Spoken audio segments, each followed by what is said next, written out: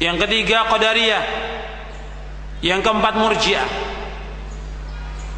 Ini firqah-firqah yang kemudian nanti berkembang lagi, ya, adanya Mu'tazilah, Asy'ariyah dan yang lainnya. Jadi Nabi menyebutkan umat terpecah menjadi 73 golongan, dan pokoknya dikatakan oleh Abdullah ibn Mubarak dan yang lainnya 4, yaitu Syiah, Rafidah, kemudian Khawarij, kemudian Qadariyah, kemudian Murji'ah, yang kemudian terus berkembang. Ini pokok dari Ahlul Bidah. Kemudian ketika Abdullah ibn Mubarak ditanya, bagaimana dengan Jahmiyah? Itu Jahm bin Safwan, Jahmiyah, dikatakan Al-Jahmiyah itu kufar. Jahmiyah adalah kafir. Jadi Jahmiyah itu dikafirkan oleh para ulama karena mereka mengingkari sifat-sifat Allah SWT. Mereka mengingkari sifat-sifat Allah Subhanahu wa taala. Ini firqah-firqah yang sesat, dan mereka ini masih ada sampai sekarang, firqah-firqah yang sesat ini. Dan firqah-firqah ini akan terus berkembang, akan terus berkembang. Jadi pokoknya itu 4, kemudian nanti berkembang. Dan ini banyak sekali, ya, seperti yang disebutkan itu 4. Kemudian ada lagi nanti adanya Qadariyah, Jabriyah, Mu'tazilah, kemudian Asy'ariyah, Thariqah Sufiyah dan yang lainnya, terus berkembang sampai sekarang ini. Dan Nabi SAW setelah menyebutkan akan terjadinya perpecahan di tengah-tengah kaum muslimin, Nabi memberikan jalan keluar.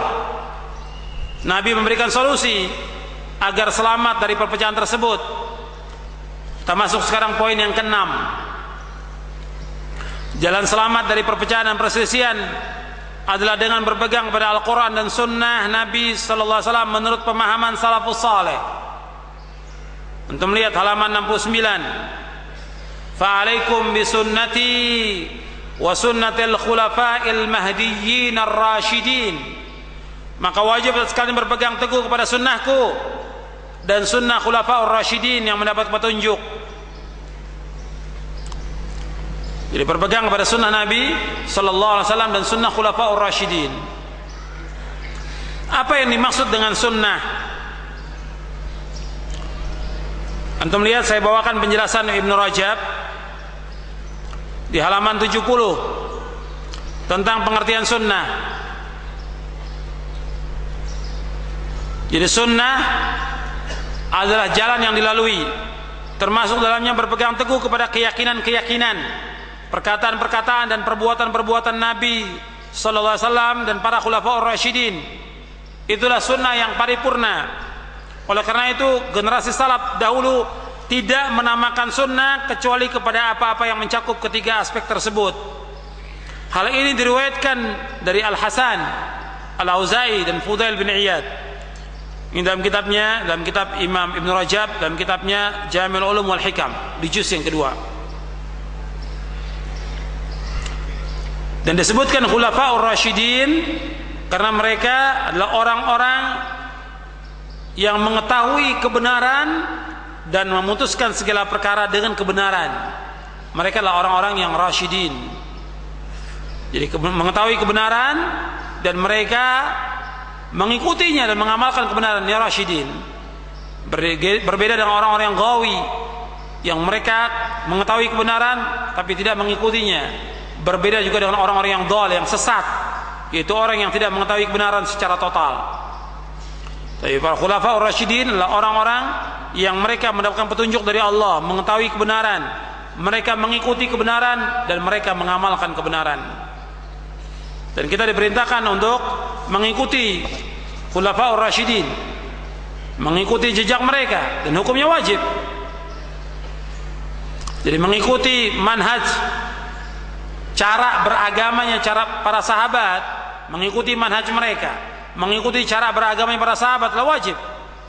Jadi kita diwajibkan untuk mengikuti manhaj salafus saleh karena Allah Subhanahu wa taala memerintahkan kita untuk mengikuti mereka.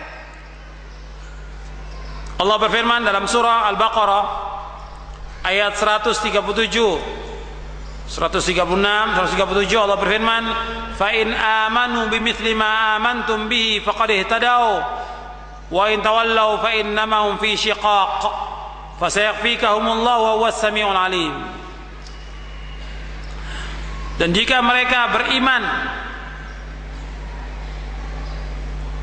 kepada apa yang kamu beriman kepadanya, sungguh mereka dapat petunjuk. Dan jika mereka berpaling, sesungguhnya mereka berada dalam permusuhan dengan kalian, maka Allah akan memelihara kalian dari mereka. Dan dialah Allah yang maha mendengar dan maha mengetahui. Ini ayat menjelaskan kalau umat Islam ingin mendapatkan petunjuk, maka mereka wajib mengikuti pemahaman para sahabat. Kemudian ayat yang kedua dalam surah Al-An'am ayat 153.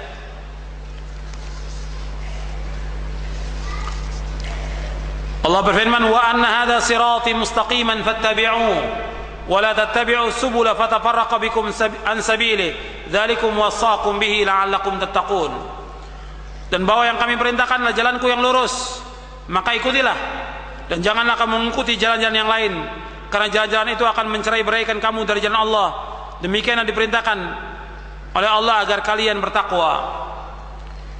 Ayat ini, ayat Al-An'am 153, dijelaskan oleh Rasulullah ketika menafsirkan ayat ini sebagaimana dikatakan oleh Abdullah bin Mas'ud, dan ini riwayatnya sahih dari Imam Ahmad, Nasai dalam tafsirnya dan yang lainnya, yaitu Nabi menggaris satu garis yang lurus, di kanan kiri garis itu Nabi menggaris beberapa garis, dan Nabi menyebutkan, "Ma min sabilin illa wa alaihi syaitanun yad'u ilaihi." Dan tidak ada jalan-jalan ini. Jadi Nabi menggaris satu garis yang lurus, kemudian di kanan kiri garis itu ada beberapa garis.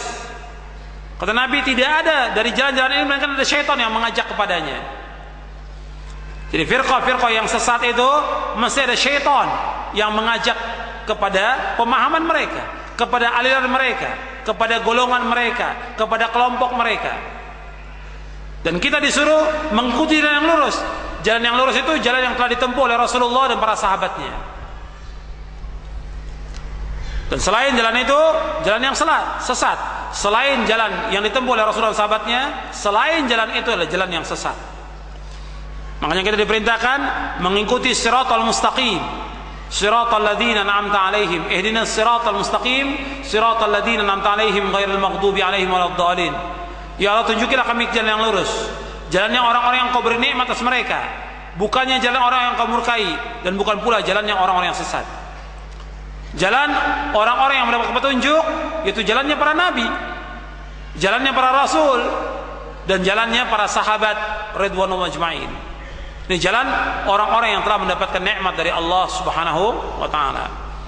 Karena itu kita wajib mengikuti jalannya mereka. Kemudian ayat yang lain dalam surah An-Nisa ayat 115 yang antum sudah hafal ayatnya, "Wa man yushaqiqir rasula min ba'di ma tabayyana lahul huda wa yattabi' ghaira sabilil mu'minin nuwallihi ma tawalla wa nuslihi jahannam wa sa'at masira." Dan barang siapa yang menentang Rasul sesudah jelas baginya petunjuk, sesudah jelas baginya kebenaran, dan mengikuti jalan yang bukan jalan orang-orang mukmin, mengikuti jalan bukan jalannya orang-orang mukmin, jalannya para sahabat.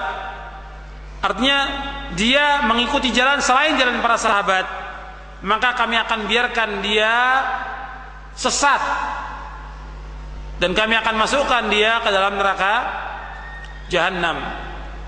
Dan Jahannam itu sejelek-jelek tempat kembali.